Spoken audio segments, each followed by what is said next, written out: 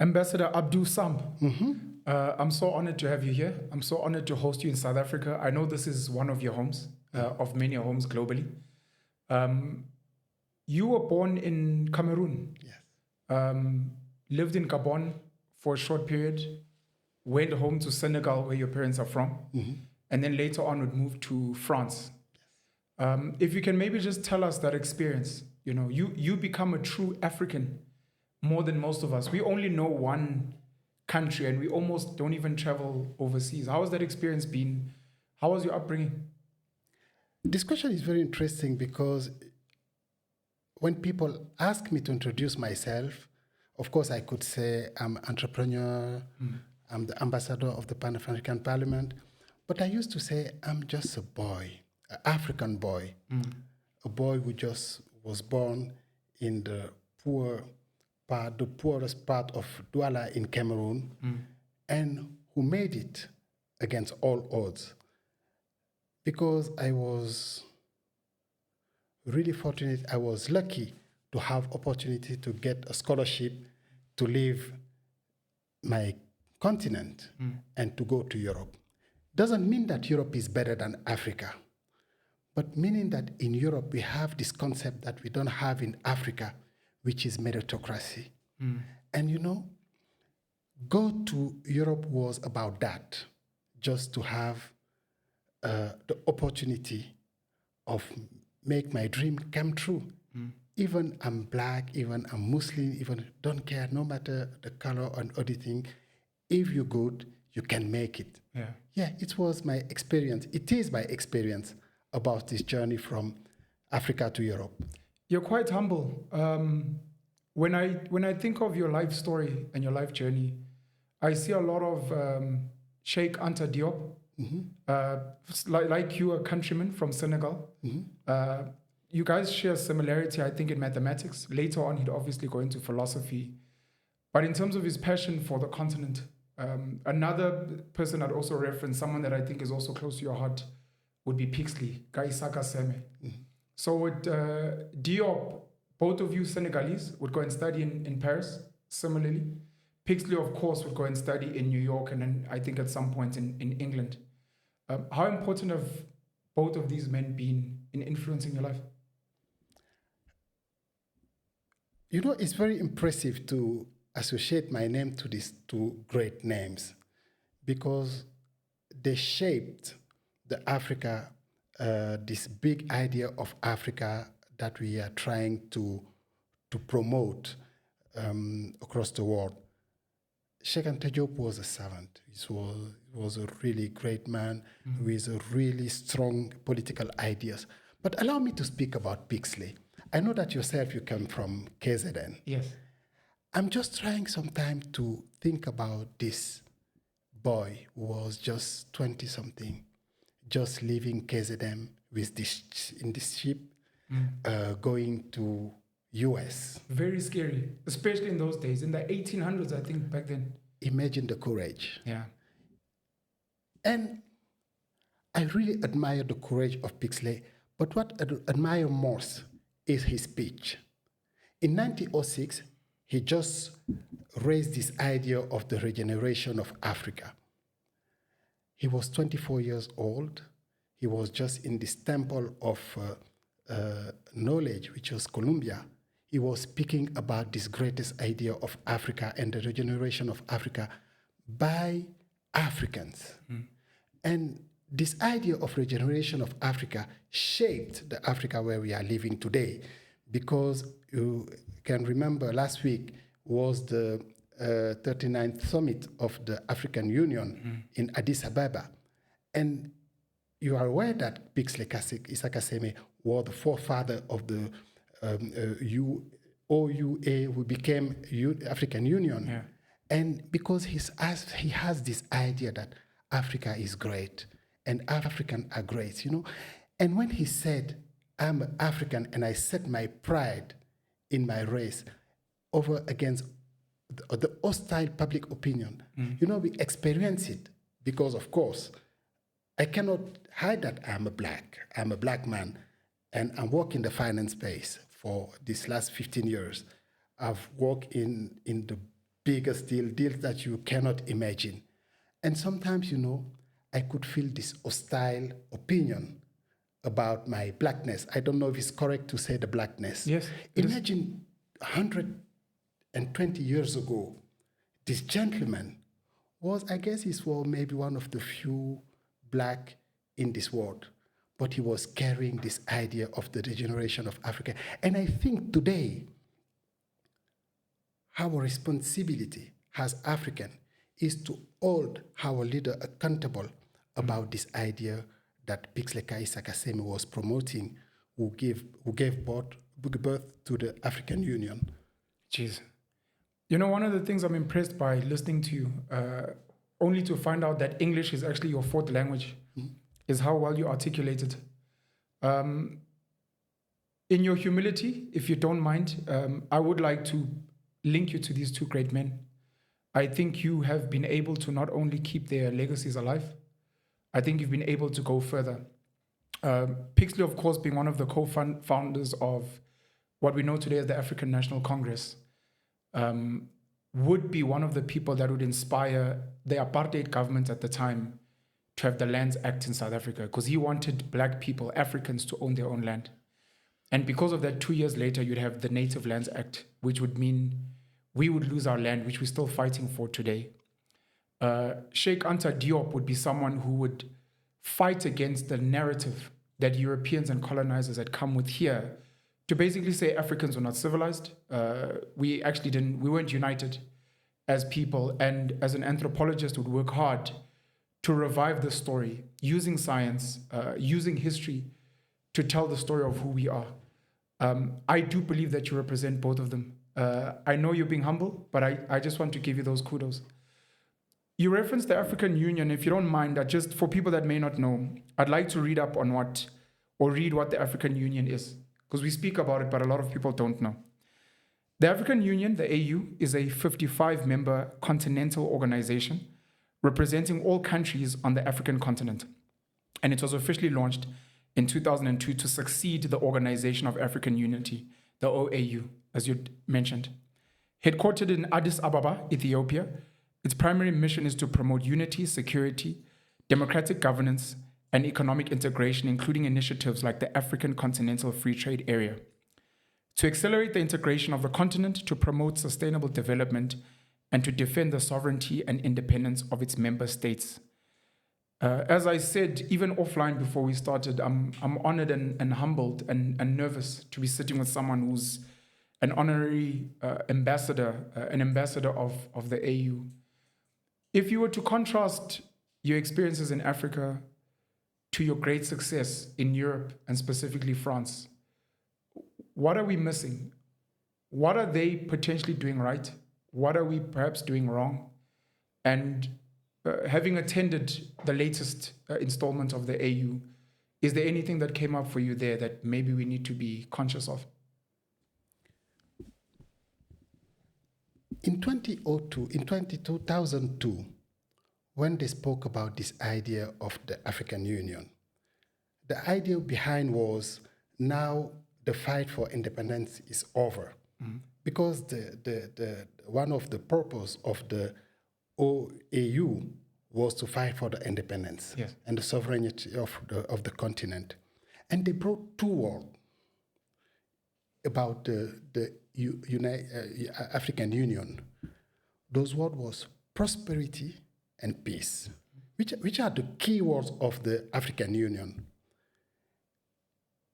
And I would just us to ask ourselves, as African, as leaders, are we aligned with this ideal that we was promoting in 2002, when we were saying that we want to build an integrated continent where is going to be prosperous and peaceful? Yeah. I don't believe that we've made it, because you can see that we are today one of the poorest continents in the world. Sure. This prosperity is not there. And speaking about the peace, the idea of the peace is very interesting, because you are aware that peace without economic opportunity is merely a ceasefire. Yeah. And the idea behind this idea of peace was this idea, for me, I believe, of meritocracy. It's where the difference came between Europe, the European Union, because African Union was inspired by European Union. Is the difference. For me, it's where we are failing, we're failing, because in this continent, this idea of meritocracy is missing. I just want to give the example of yourself. You are coming from your KZN here, maybe from rich family, maybe not, but because you are talented, you just create your platform, which is really one of the most legendary platforms in the continent, where everyone can speak openly about bold idea. Thank you. I admire you for that. And imagine the same Penwell in Berlin or Paris, in New York. Will it be the same opportunity for you? I don't believe. And is the difference between Europe and Africa is that they invest in the youth. They invest in the future. It's about the vision. And my experience between Africa and Europe is, in Europe, we just have this idea of long term, which is missing in our continent. You really downplayed how talented you were to get a scholarship in Paris. Would you say even during your tertiary years studying that you could feel meritocracy as compared to here, or is it something that you maybe only started experiencing later on when you started working? Of course, I've got a scholarship from France. I can't say that I've got opportunity for France. This continent gave me everything because it gave me life. I was born in this continent. Yes. But, you know, France invests in me a lot of money, gave me education, shaped me, and gave me opportunity to set up a company which is today one of the trusted finance company in the world. Yeah. You know, I wish all African youth who have idea in the same way that I have in 2010, when I have this idea of create this company, have the same mean and the same opportunities that France and Europe gave to me. Meaning that, of course, I believe that if I was in Africa, I was not made it in the same way that I made it today. That's tragic. Yeah. Your company, FRS Consulting, has done deals. It's unbelievable when you speak about it. Over 60 billion euros in raising funding, mostly in the public space. We speak about people like Elon Musk, who's a South African based in America. There's a couple of them as well. There are other South Africans and there are other Africans that are making a lot of money and are very successful around the world. Where are we missing it? Is it a political leadership issue? Is there something else that maybe is blocking a Senegal, a Cameroon, a Gabon from investing in people like you to be able to make the type of success that you've become today? I believe that the greatest strength of the continent, of the African continent, is its population and its youth. Yeah. And our greatest challenge is to hold our leader accountable. And for me, it's about the leadership. Yeah. Because when you speak about the leadership, you speak about the vision. Yes. A real leader is the one who has a vision, a long-term vision. Yes. And as I was saying, many of our leaders, they don't have this long-term vision. Some have, and they are trying their best. We cannot say that they are not a leader who have a long-term vision. Sure. But this idea of a long-term vision, to say, we want to plant a grain who is going to become a tree, yes, that we are not going to see, that we are not going to benefit on the, how we say it, l'ombre, on the shade, when you are under the tree and the tree protects you from the sun. Yes, I've heard this saying, Visionary leadership are people that can plant seeds of trees whose shade they will never get to enjoy. Exactly. Yeah. And it's what we miss. It's what we failed. It's what we wrong.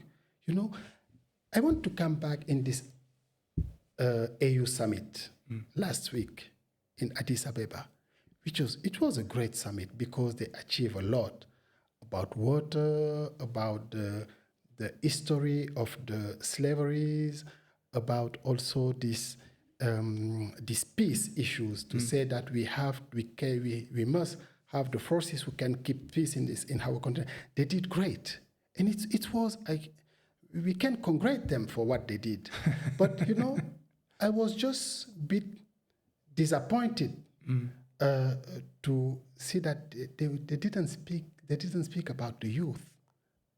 In the resolution, in the fourth resolution, any of them was about the youth. And you can see what happened in the continent in 2025 with this Gen Z movement, with this youth movement. You know, this youth is a ticking bomb.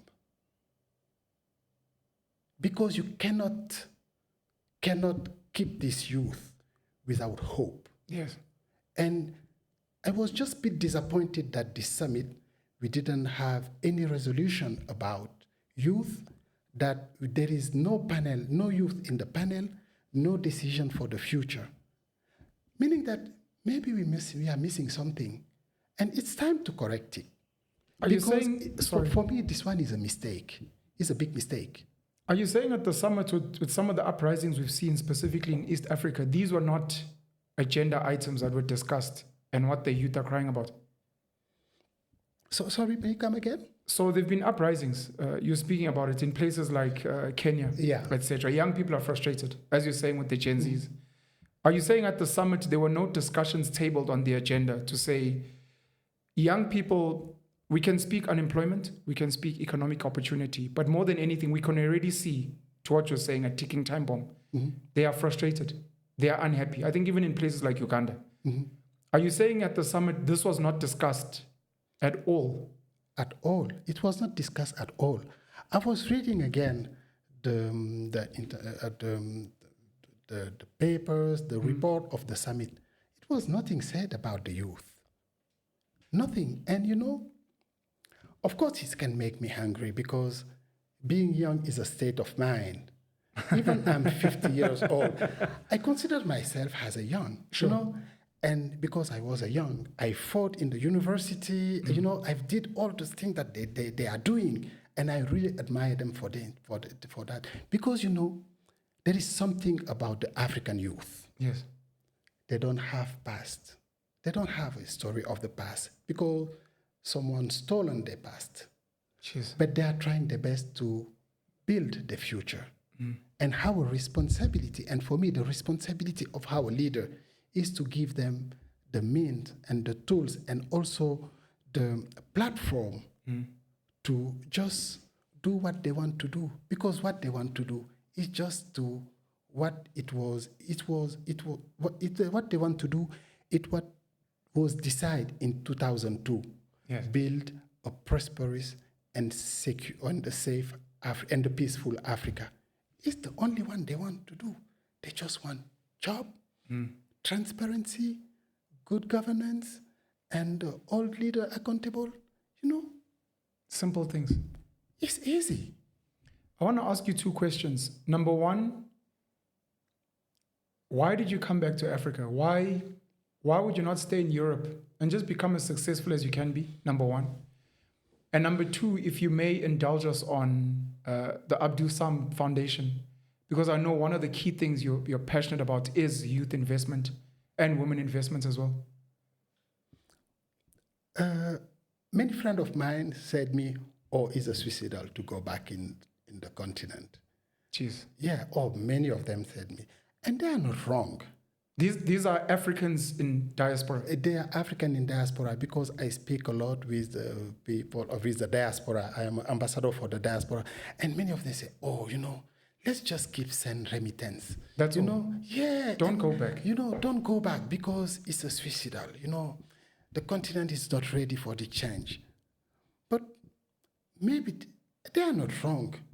But I don't want to to resign. I don't want to resign because I believe that the time has come when we, African, all of us, have to commit this cultural suicide to just leave this past Africa, this Africa of poverty, this Africa of war, this Africa and all those things, and to reborn in the new Africa, a prosperous and meritocratic Africa. And is the idea behind the foundation. Because the foundation was inspired by Pixleka Isakaseme, by this gentleman, I guess this guy, when he was 24, he just believed that build a prosperous and meritocratic Africa is possible in our lifetime. Is the idea of the foundation, is the purpose of the foundation. And you know, we cannot get this point, this prosperous and meritocratic Africa, without investing in youth and women, because they are the future. Sure. Yeah. You know, many people, the reason I asked, at least, sorry for context, the reason I asked is people would hear you saying, you were at the AU summit, you didn't hear anyone speak about youth, and the question would be, but what are you doing? Which is why I asked about the foundation. Maybe to go a bit deeper, what is your vision for the youth and women using the foundation? So when you say investment, when you say they are the future, what exactly do you mean? And what type of work are you looking to do through the foundation? You know, with the foundation and the CEO of the foundation, Papanu Pasha, we are working in the Crazy project, and we'll need your support for that. For June 16, we want to create an event. It's going to be an event where we want to have in the same room 1,000 youth from the continent, from the 55 young people from the 55 countries of the African Union, and online 1 million young people. That is ambitious. Yeah, because, you know, of course we have idea. We have a lot of idea that we want to implement. And we want to ask them, to give them the platform to say what they want. Because our role as the elite is not to lead them. Because when you see what's happening with all this movement, there is not leader behind. You know, it's not about leadership. You just have some boys and girls who just use social media and make great things. Even they just remove the president. It's what happened in Madagascar without any leader, meaning that they don't need a leader. Yes. They don't need a leader. They have their own idea and they know how to implement this idea.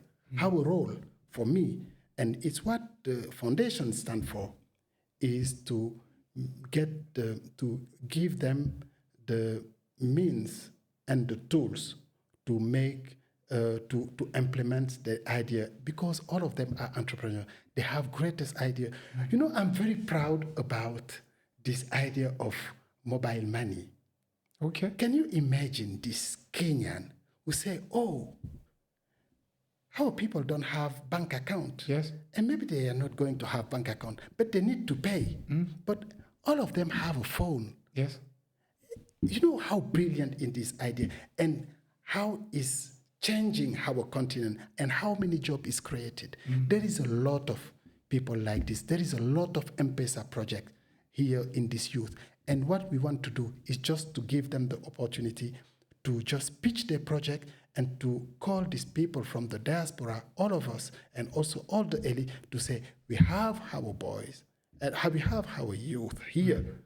They just need our help for giving them some means to implement what they want to have, what they want to do for the good of our continent. It's the only thing we want to do, nothing else. When you speak about means, it sounds like you're willing to fund some of the ideas. Yes, it's what it's about. It's about fund some ideas. Because, you know, I want to speak about this idea of the Silicon Valley. What is the Silicon Valley? It's just a piece of land. Yes. Where there is some visionary people and bold people saying, oh, in this place, if you come with your idea, there is money because there is investor, there is bank, there is everything. There is a perfect environment for you to make your idea come something, to make your idea come Come to life, come to life. And what is the result today? The Silicon Valley is driving the world. Yes. Wow, it's what we need to do, Penuel, in our continent. Just the investment in young people. It's not impossible because people did that.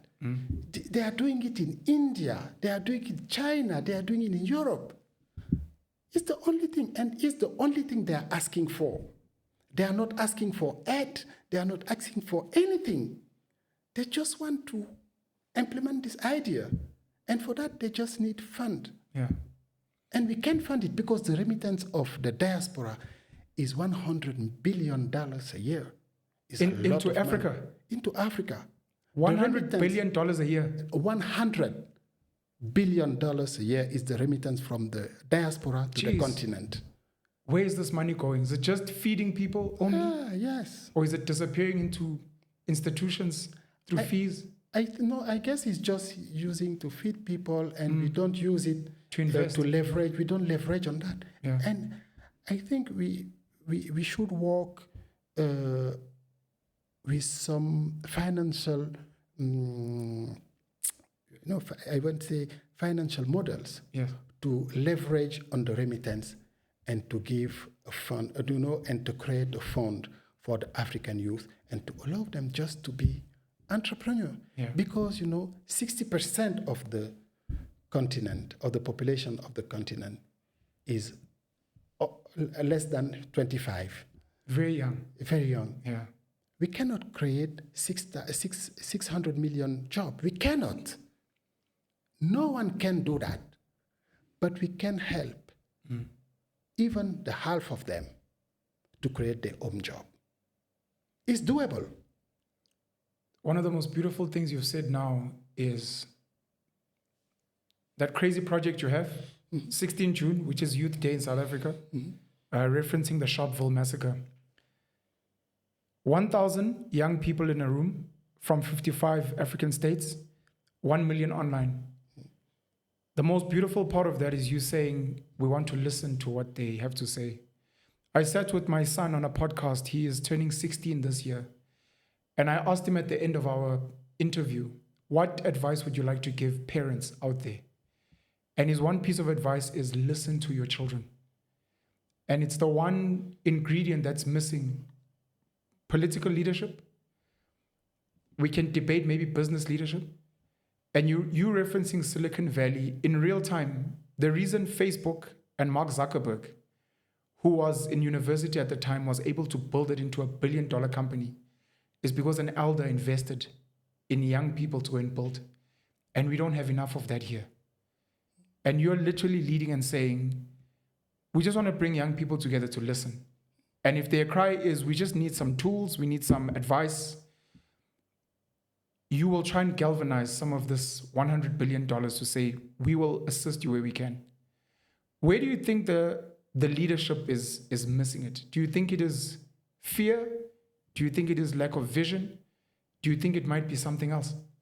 I think it's about vision, because I think many of them don't have a long-term vision. They are just in the day-to-day business, and doesn't think about tomorrow.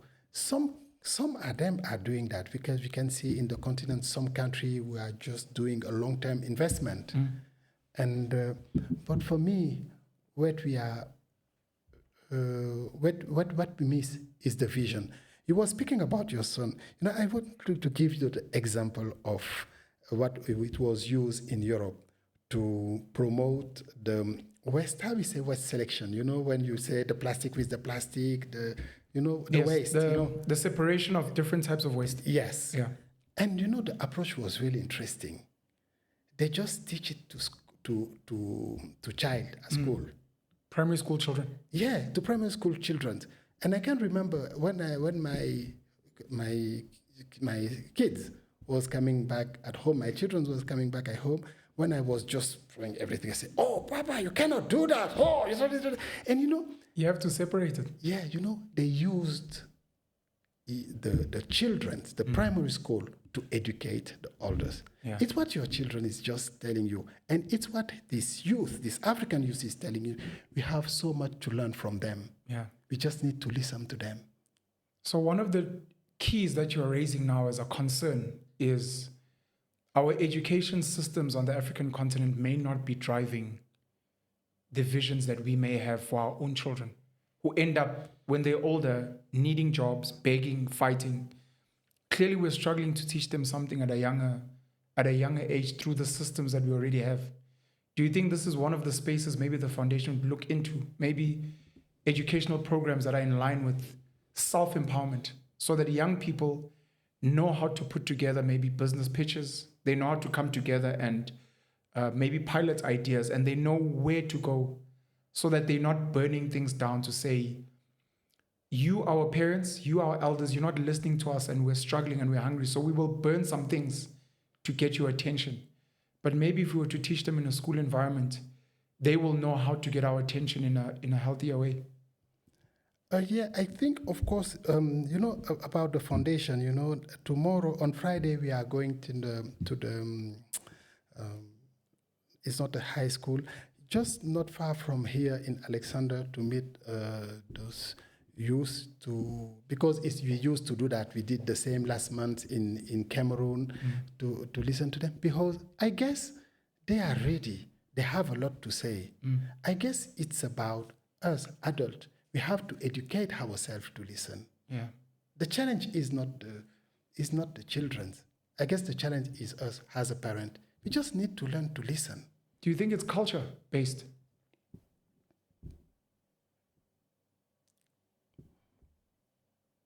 I don't think so.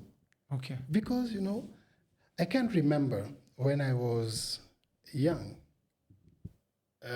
when my father was with his friends speaking, I was just there listening. I didn't have right to speak. I could be there, but I just have to listen. Yes. And, in our education from the village, any village in Africa is the same model. The children can be in the meeting of adults, but they have to listen. Yes. Meaning that we was raised with this principle of listening. Yes. But I don't think, maybe we forget. Maybe it's because of forgetting. How we say forgot? The short-term memories. Yes. Yeah. Maybe it's because of that. Do you think we should maybe look into a new culture where it's not only children listening to elders, but children having their meetings and inviting elders to listen to them as well and not speak? I think we should to go back in our culture, because it's already the principle in our culture.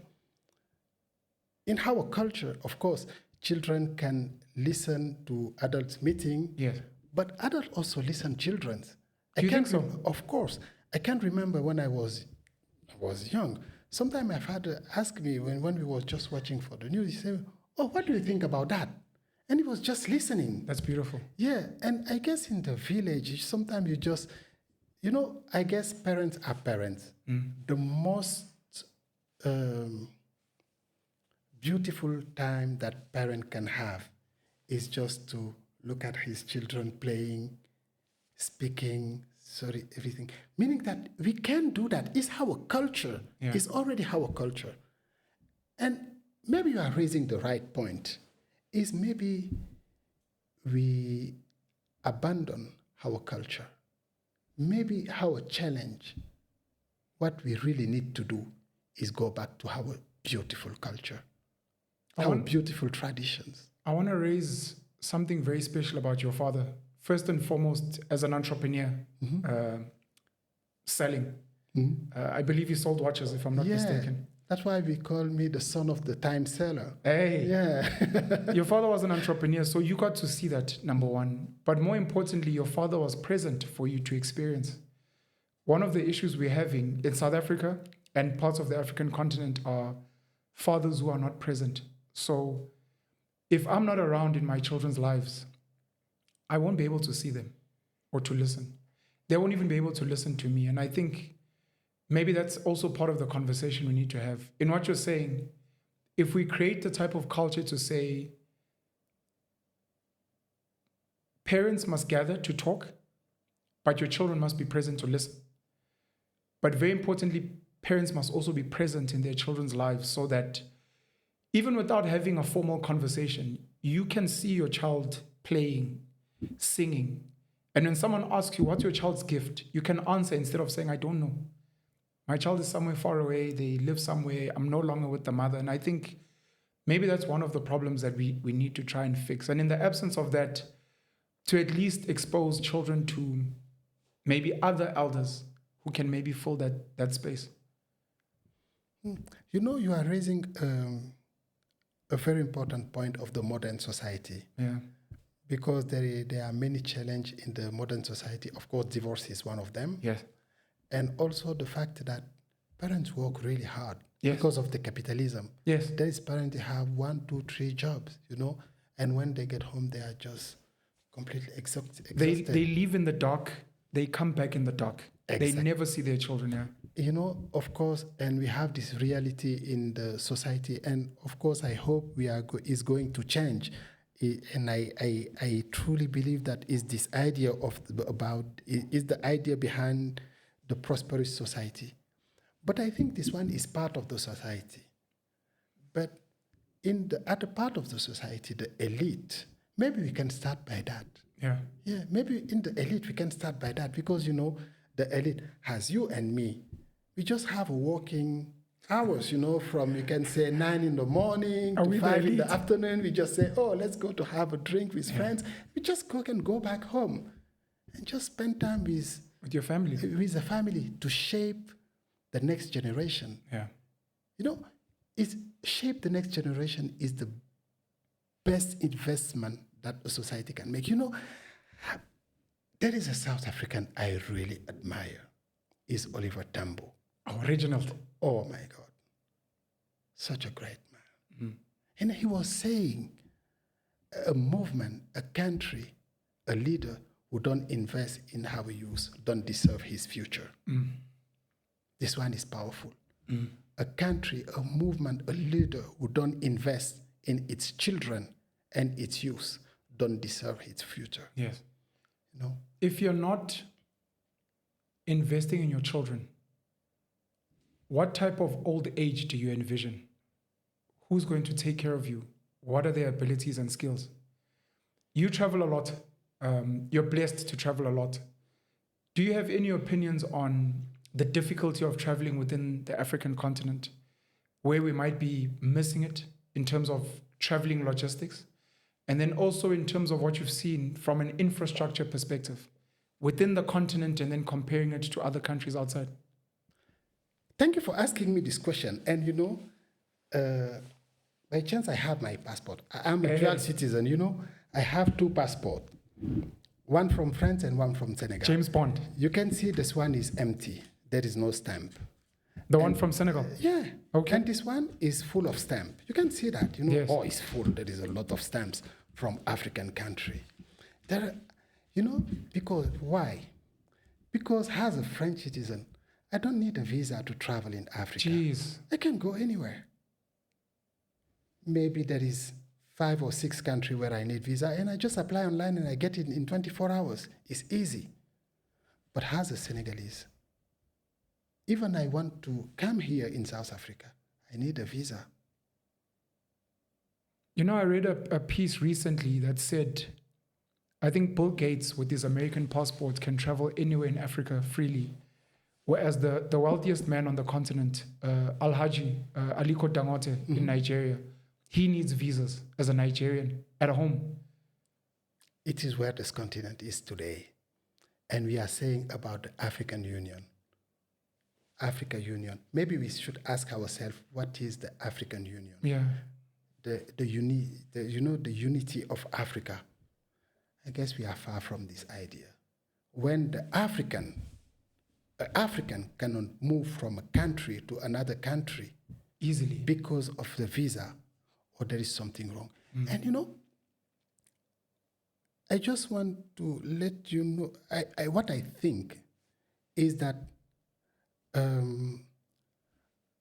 young Ivorian 20 years old is closer than a young South African, 20 years old, that to the older Ivorian.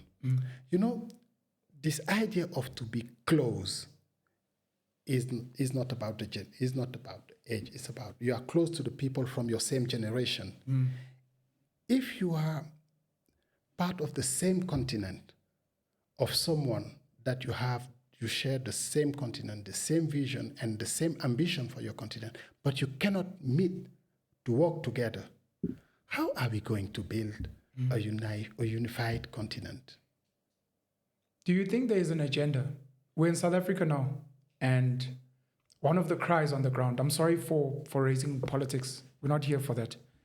One of the issues we have on the ground is a lot of South Africans frustrated with what they call illegal foreigners, undocumented immigrants. A lot of them coming into South Africa for a better life because of where they come from, not following the right channels. And then you've got certain political parties like the Economic Freedom Fighters who speak about easy access for Africans into other countries, especially for trade. To what we're discussing now, the difficulty of traveling as an African in the African continent, do you think there are agendas behind that?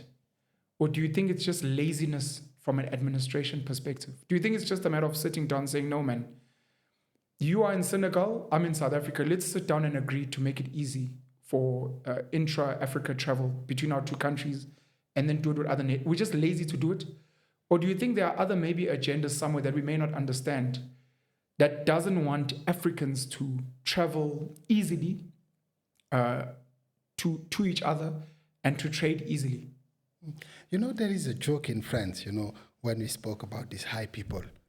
Oh, they say, oh, they are too smart. We cannot understand them because they are too smart. I don't believe that it's about something agenda, because there is countries in the continent. Rwanda, Benin, they've decided this open country. As an African, you can fly to Rwanda without visa. Sure. He did it, the President Kagame. And the President Talon in Benin did that also. I just think it's about money, the money they make with visa. I don't suppose to say that. Sure. It's not politically correct. But it's just a decision. Just money. Like the President Kagame made, has the President Talon made, to say, you know, any African are welcome. Because it's the soil of Africa. Our country is just the soil of Africa. Yeah. In terms of infrastructure on the continent, do you have any opinions, especially, number one, comparing different African countries and then obviously comparing it with, let's say, Europe? I live in Europe, you know, and the interesting thing in Europe, because I live in Paris, sometimes I go in Brussels for the breakfast and come back in Paris for lunch. Brussels is Belgium? It's Belgium. You just travel to Belgium for breakfast, you're back home for lunch? It's 1 hour something. Just go for the breakfast there, and I'm back in Paris for lunch. Even if I want, I can go in Madrid for dinner. That's Spain. Of course, that's Spain. Because, you know, is this idea of open sky is a reality. You have, of course, the airline. There is a low-cost airline, EasyJet, Ryanair. You can fly for 20,000, 30,000 euros anywhere in Europe. There is no visa. You don't need a passport. You just need your ID. Yes. To travel in the Europe is this idea of Schengen. Yes. There is the same money. People can move everywhere. And there is the program, the beautiful program they name Erasmus, that the student can go for 1 year in another country and he gets a scholarship from the European Union to stay there for 1 year. And then it's done. It's like this. And of course, it's about infrastructure, but I guess it's about the political willing. Is correct, yes. correct to political say that? will. Political will. Yeah. It's about political will. Or we can say that we have this idea of the open sky in the continent, but we don't have airline. Of course, we have Ethiopian Airline. They're doing very well. They're doing very well. Yeah. But you know, if you want to use Ethiopian Airline to move from, let's say, Dakar to Johannesburg, it's going to take 2 days. Sadly. You know, and as I said, I can just spend breakfast, lunch, and dinner in 3 different countries of Europe. In 1 day. Because they are just, airlines there. You know, one of the sad things you realize about traveling in the continent is sometimes, especially cost, of which Africans don't have money. And you spoke about low-cost airlines. Sometimes you need to travel out of Africa to go to another African country from a financial perspective, maybe to the Middle East, because of the cost. And that's quite frustrating. I'm sorry to bring politics. I'm not asking you a question. I'm going to get crucified and it's okay. Number one, I want to make a note. I remember when she was head of the AU, Nkosazana Dlamini Zuma, Dr. Nkosazana Dlamini Zuma, held a passport, which I think was made for her, which would allow her to travel to any African country without needing a visa. When I saw it years ago, I thought this was the launch of something special that was going to be rolled out to the entire continent. It makes me very sad that that hasn't materialized. Number two, may he rest in peace, Muammar Gaddafi had a vision. You spoke about one currency. He had a vision of having one currency on the continent. And again, that project seems to have not gone anywhere, and he was assassinated, sadly. But we're not going to speak about that because it's deemed controversial. But these are the things holding us back. And then another one, when you speak about Europe, is I guess you'd call it some level of economic alignment between the countries, of which in Africa, for various reasons, certain areas may not be doing as well as others, which makes some people then hostile to say, you come from a poor country, you're just coming here for a good time. And it shouldn't be like that. If we believed in Ubuntu and we believed in helping our brothers and our sisters, because we're one people more than anything. I want to move to FRS Consulting, if you don't mind. There are going to be many young boys and girls from Senegal, Cameroon, South Africa, who are going to look at you and say, look, I'm hearing everything, the foundation, he loves Africa, remittance, that's fine. But this guy's incredibly successful and quite wealthy, and he's built something brilliant, and he's become a heavyweight in financial services. What advice would you give to young people wanting to get into the space that you're in? Anything we may be missing in terms of what fundraising is, in terms of some of the projects that you guys maybe have funded? Just before, of course, I'm going to respond to this question, but I wanted just to come back in the point you said about this idea of this country is the difference. The economic misalignment. Yeah. It was a really volunteer politics in Europe. You are aware that when we were building this idea of the European Union, this country was not in the same level. There was some rich country like France and Britain and all those things. Even they are not part of the European Union. But there was also a country who was not that rich at that time, Spain, Portugal. And they built this fund, he named FEDER, Fonds Européen du Développement Régional. It's the fund where Regional Development Fund. Yeah, a regional development fund, where the rich country contribute the money, and this money was given to the other one to help them to raise. Yes. It was a voluntary policies. Of course, it cost a lot. But now what we can see, it was a really interesting vision. It was vision. They didn't think about the short term. Yes. They say, of course, it's going to cost. It's going to cost to some rich country to invest. And, or maybe, of course, there's some people say, how am I going to pay for the development of Spain or all those things? But, today, now, all these countries are in the same level. They are swimming in the same ocean. We can do the same because it was already done.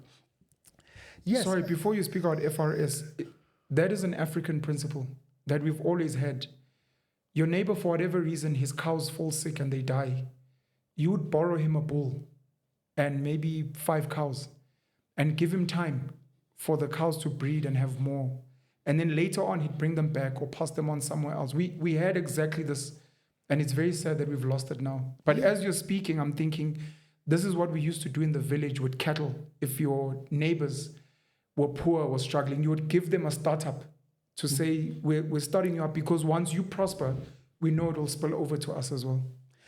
That's why we need to go back in our tradition, in our culture. And the women in the West Africa, they knew the same system. In them tontine, they meet together, all of them give money to one to just entrepreneur, and when she does, it's a kind of, it's a rotation. We call it stock phase here. Yeah, it's a stock phase. About FRS, it was a good experience, and now I'm launching a new company named A2S, Africa to Somewhere, dedicated only to Africa.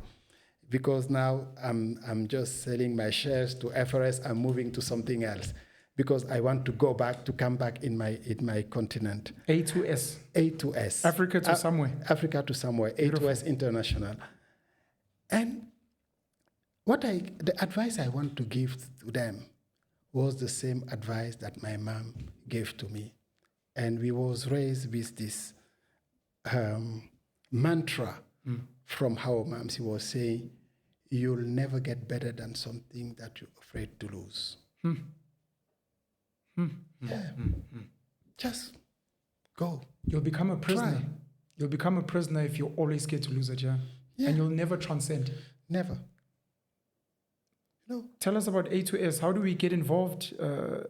How does it inspire, or what is the story that would inspire the young Abdou in Senegal saying, I saw this man, Mr. Samb, who was saying he's built a company, FRS. He used to be Senegalese and then he went to France. What is the lesson there for the young child? Oh, I will tell him, you can do better than me, and because you have something that I don't have. Because A2S is a build bridger. We want to build, we want to build a bridge between European and US and the investor from UAE to the continent. It's a business that we are launching, of course, using my network, my skill, and what I need to do. And, I do it with my phone because it's the only thing I need to use. I will tell this boy, you have something that I don't have. You have social media. Please use your social media, because with your social media, you don't need any money for marketing, for anything. Just use your social media and just launch your project and believe in it. You are going to make it. Young people are sleeping on the internet, in your opinion. We have this tool. We have the internet. You believe we're not using it, or they are not using it the way it should be? I think they are using it. And we can see that with this Gen Z movement, they are doing very well with social media. But I just want to tell them that, with this social media, you can do great things because the world market is open to you. I saw this this guy was a Senegalese boy. I guess he sent a TikTok things, $1 billion, maybe two weeks ago. Yeah, something crazy. How can you imagine that? Not even talking in his videos. He's not even talking. This thing is incredible. Yeah. Can you believe? I can't. I won't lie. Kabilame sold, I think, rights to his likeness. Just under $1 billion. It's a crazy story. And you're saying we need to study those and learn from them. Yeah, because, the social media is the most democratic things. Back to meritocracy, your favorite. Exactly. What's special about women? There are many African men, especially our generation, who are, I don't know if I'd call it stuck in old ways. I'd say stuck in miseducated ways of women not being empowered, not being strong, not being economically active. They must just stay at home and look after their children because they believe that's what women back in the day used to do, which is not really true. But what's special about women to you? Why would you want to invest in women? What have you seen that maybe other people have not? Everything is also about the narrative. And thank you, because you raised this point about the narrative. We need to own our own narrative. We need to write our own narrative. We need to tell our story. And our reality has a continent. Because this idea of the African woman at home raising things is not the narrative of the reality of the Africa. Yes. Is people sitting somewhere in his office, somewhere in the north, saying, the African woman, they are they don't work, they are oppressed and doesn't have rights. Yeah. But you live somewhere in the continent. I live also in the continent. What we see is this woman working really hard. They are entrepreneurs. They are working really, really hard. And they are making it. Yes. And they are building really nice company. And they are doing well. And our society is a matriarchal society. It always has been. And women are already empowered. And I used to say the African feminism is the most sophisticated feminism in the world. because they don't need to claim, we are women, we have right. They already have it, and they know that. And the women in general in the continent, when they start business, they are doing well because they just have this vision about their kids. You know, I am a man, you are a man. When we make money, we just want to enjoy a bit, you know. And when a woman make money, she's just thinking about the education of the kids and all those things. Correct. That's why, you know, investing in the woman entrepreneurship is going to be key in the development of the country because it's going to be systemic. How we say systemic? How we say systemic in English? Systematically. Systemic. Systemic is going to systemic because they are going to invest in something that's going to produce value. They will invest in the future. They always do. They always do. Yeah. As we close off, should we still be blaming colonialism for where we are as a continent? Or should we be looking somewhere else for why we still have the problems that we have? How we say, I guess the word is bouc émissaire en français, is when something happens, you say, oh, it's not my fault, it's the fault of someone else. Of course, the colonialism is something really bad. Yes. And it was the shame for our continent. But this was 65 years ago. You know, we cannot today, in 2026, say, oh, the problem of Africa is the colonialism. We are lying to ourselves. Our problem is not the colonialism. The problem is ourselves. We need to decolonize our mind and to just, you know, accept this idea that wherever where we are as a leader, we are there for our community, for the interests of our community, not for our own interests. To respond to your question, honestly, I don't believe that the colonization and the colonialism is something, is a matter, something in the continent.